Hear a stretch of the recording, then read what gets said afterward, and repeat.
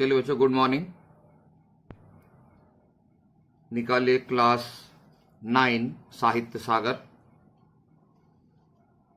हम लोग देख रहे थे नेताजी का चश्मा, ठीक है। और पेज नंबर 20 के नीचे से दूसरे पैराग्राफ तक पढ़ चुके थे, जहां एक इस गांव के स्कूल के ड्राइंग टीचर ने पौरसभा के पदाधिकारियों को यह कहा कि 1 महीने में नेताजी की मूर्ति बनाकर पटक देंगे, मतलब एकदम आपको रेडी मिलेगा।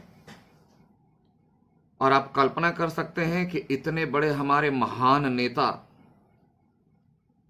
उनकी मूर्ति को बनाने के लिए हमारे पदाधिकारियों ने किसे दिया? एक गांव के स्कूल के ड्राइंग टीचर को।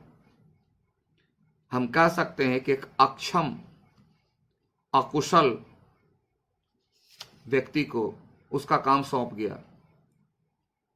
क्यों? कि इनके पास टाइम नहीं है, बड़े लोग, बड़े कलाकार पैसा मांगते। उसका कारण क्या है कि इन लोगों ने कार्य में लापरवाही बरती, समय पर काम नहीं किया। आगे देखिए क्या होता है। जैसा कि कहा जा चुका है, मूर्ति संगमरमर थी। लेकिन बताते, जैसा कि हम लोग चर्चा कर चुके, मूर्ति संगमरमर यानी मार्बल स्टोन, व्हाइट। टोपी की नोक से कोट के दूसरे बटन तक कोई 2 फुट ऊंची टोपी की नोक, जो टोपी पहनते हैं उसकी नोक से ये शर्ट में जो दूसरा बटन, उसके हाइट तक 2 फुट की थी। उसका वर्णन कर रहे हैं। अब मूर्ति को देखकर उसके पीछे की घटना को लेखक आराम से समझ जाते हैं और उसे एक्सप्लेन करते हैं। जैसे हम लोग कविता को पढ़ते हैं तो कविता लिखी गई कब, किस भावना से कवि ने कविता लिखी, रचना लिखी, हम लोग उसके वाक्य को, शब्द को पढ़कर समझ जाते हैं कि वस्तु स्थिति, रियलिटी क्या है। और उसकी रियलिटी को लेखक हमें समझाने का प्रयास कर रहे हैं। देखिए, जिसे कहते हैं बस्ट और सुंदर थी, यानी ऐसे मूर्ति को कहते हैं बस्ट, है ना, इंग्लिश में। यानी हाफ नहीं, हाफ का पासपोर्ट साइज नहीं, उससे भी थोड़ा छोटा। और मूर्ति सुंदर थी।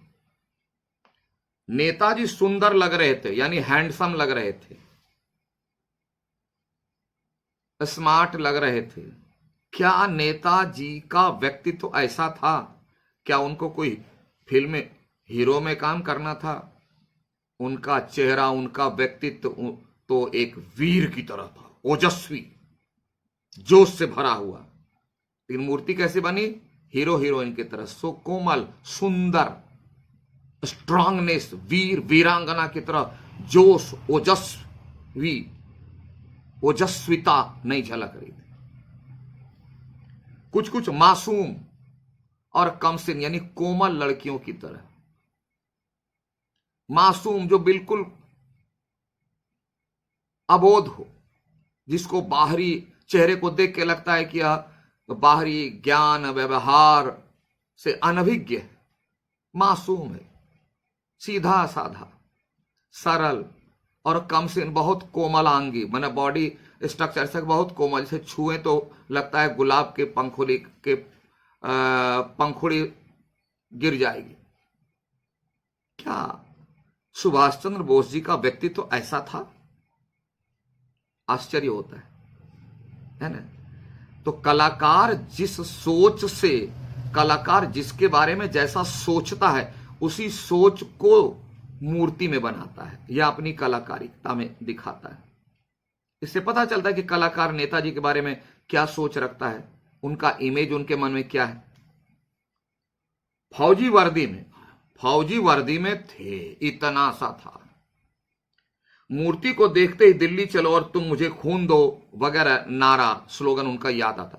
कि नेताजी का ड्रेस जो वर्दी में था ना, उससे लोग पता लगा लेते थे कि हाँ नेताजी ही है, क्योंकि वर्दी है।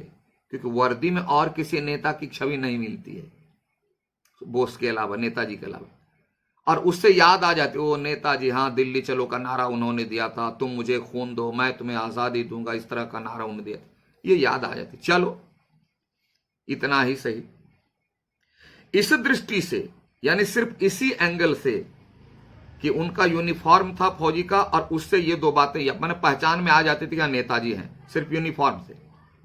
तो इस एंगल से यह सफल और सराहनीय प्रयास था कि जो भी किया, चलो जहां 0 था वहां 1 तो आया, तो इस दृष्टि से सफल कहा जाए और इसकी प्रशंसा करनी चाहिए कि जहां किसी ने कुछ भी नहीं किया वहां कोई कुछ तो किया।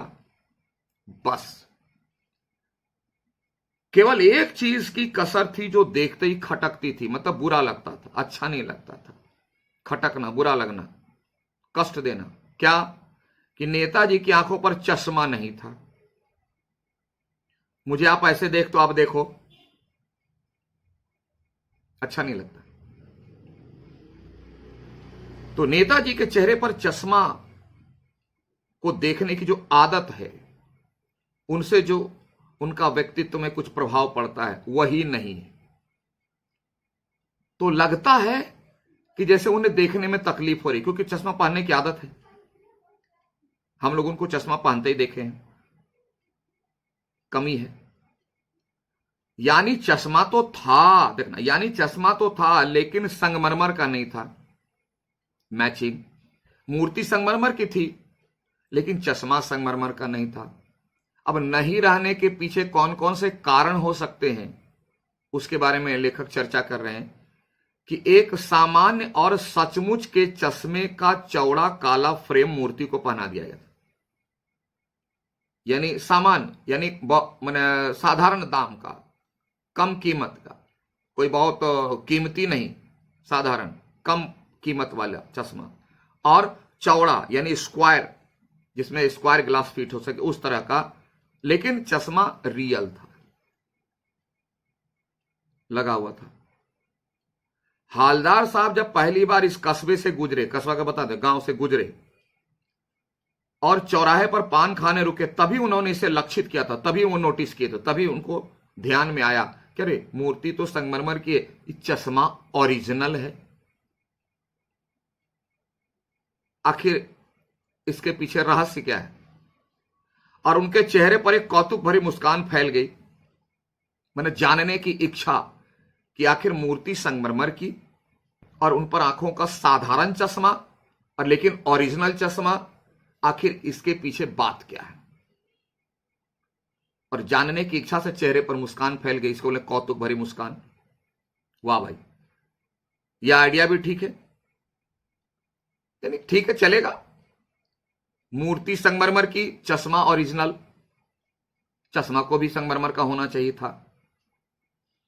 या अगर ओरिजिनल है तो कुछ लोग कहते हैं बहुत अच्छी बात है, ताकि इसके पीछे रहस्य क्या है? मूर्ति पत्थर की लेकिन चश्मा रियल।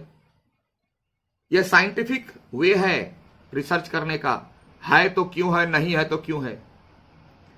और इसीलिए लेखक के बारे में, कलाकार के बारे में कहा जाता है, जहां न पहुंचे रवि वहां पहुंचे कवि।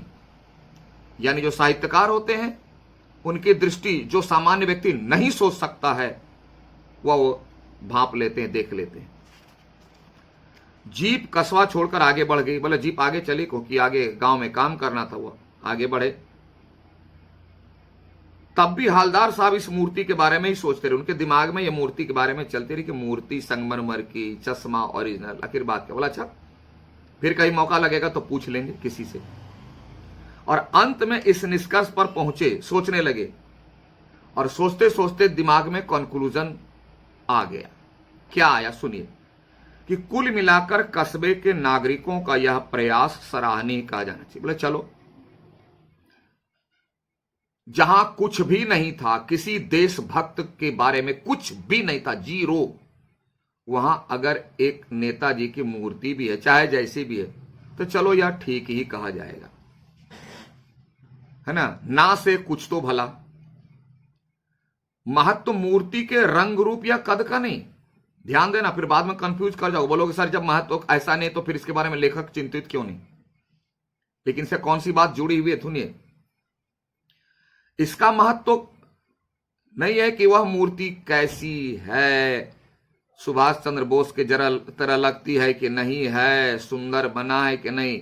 महत्व इस बात का है, उस भावना का है, जिस भावना से प्रेरित होकर किसी ने यह बनाया, चाहे जैसा ही बनाया।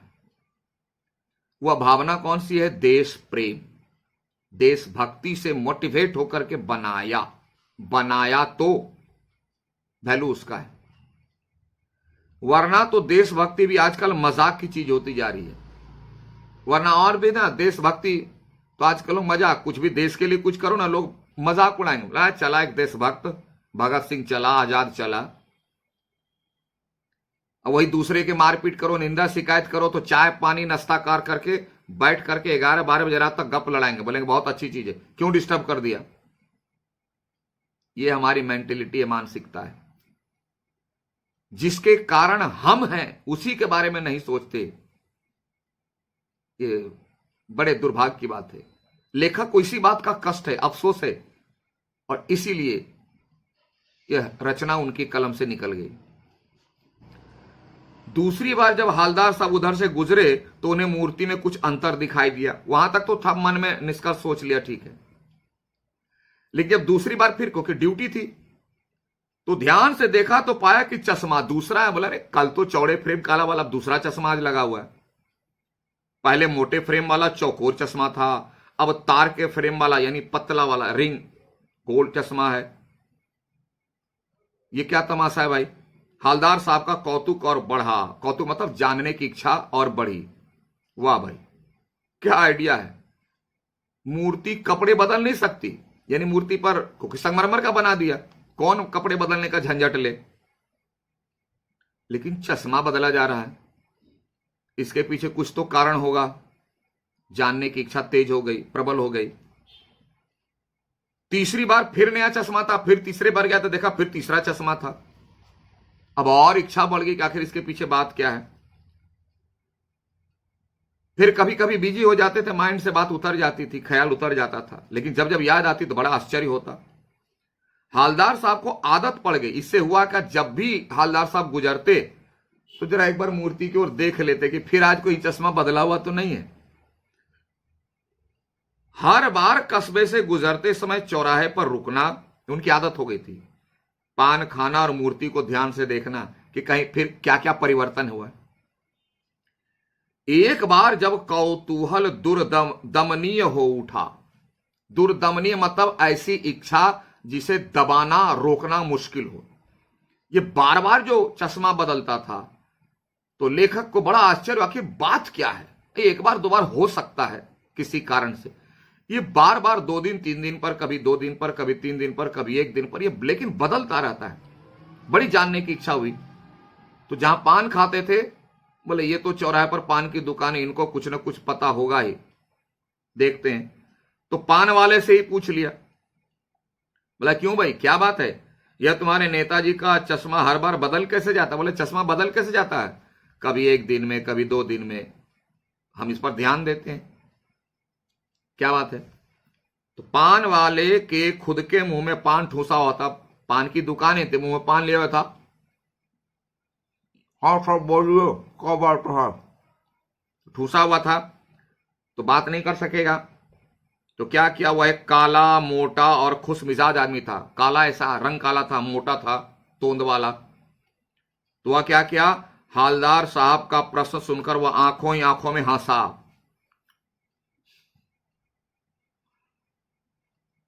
कि कैसा आदमी है, चश्मे के बारे में पूछ रहा है, इसको कुछ भी मालूम नहीं।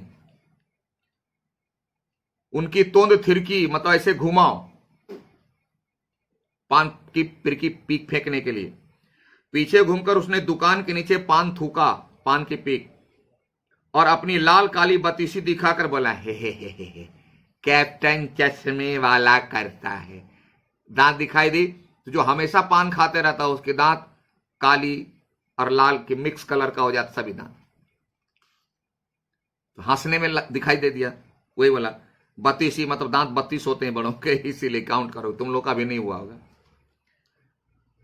क्या करता है हालदार साहब को समझ नहीं, बोले क्या करता है, चश्मे वाला करता है, लेकिन क्या करता है वह, चश्मा चेंज कर देता है। पान वाले ने समझाया, बोले इतना नहीं, अरे चश्मा चेंज करता है, वही करता है। बोले क्या मतलब, क्यों चेंज कर देता भाई। हवलदार साहब अब भी नहीं समझ पाए। बोला चश्मा चेंज कर देता है कैप्टन वाला, ही क्यों चेंज कर देता है? तब पान वाला उसको समझाता है बढ़िया से, अबे सुनिए साहब, कोई ग्राहक आ गया समझो, मैंने कोई ग्राहक कस्टमर, वो चश्मा फ्रेम बेचता था, तो कोई ग्राहक आ गया समझो, उसको चौड़े चौकट चाहिए। मान लो कि जो मूर्ति पर जो चश्मा लगा है, वो ग्राहक बोला है कि वैसा वाला नहीं है, वैसा वाला जो मूर्ति पर ले वैसा वाला चश्मा, तो कैप्टन ही तो लगाता था। हाँ हाँ है ना। तो कैप्टन किधर से लाएगा? उसके पास एक ही पीस, क्योंकि वह गरीब था, पूंजी नहीं थी, लाचार था, बूढ़ा था, अपनी कोई दुकान नहीं थी, दो दो तीन तीन पीस लाता था, एक एक पीस सब डिजाइन का लाता था। ग्राहक बोला वो ऐसा वाला नहीं है चश्मा, ऐसा वाला, बोला हाँ है ना, तो उसी को उतार करके ग्राहक को बेच देता था, वही लगाता था। अब कोई ग्राहक मांगा, उसको बेच दिया, तो उसको मूर्ति वाला दे दिया और उधर दूसरा बिठा दिया, मतलब दूसरा लगा दिया, जो अभी नहीं बिका है चश्मा का फ्रेम उसको लगा दिया, अब वो वाला दे दिया क्योंकि ग्राहक को पसंद है, अब वो एक ही पीस था। अब हवलदार साहब को कुछ कुछ बातें समझ में आने लगी। ओ, अब हवलदार साहब के फिर प्रश्न है कि ये अब चश्मा वाला ही क्यों करता है, इसके पीछे क्या रहस्य है? तो ये बोलता है कैप्टन, अब कौन रेजिमेंट का कैप्टन है, ये बात उनके दिमाग में घूमने लगी। आप पढ़े होइएगा तो आपको मालूम होगा, नहीं पढ़े हैं तो चर्चा करेंगे, वह पढ़ लीजिएगा, और उनके दिमाग में कौन कौन सी बात चलती रहती है वो देखेंगे अगले क्लास में। तब तक के लिए thank you, have a nice day.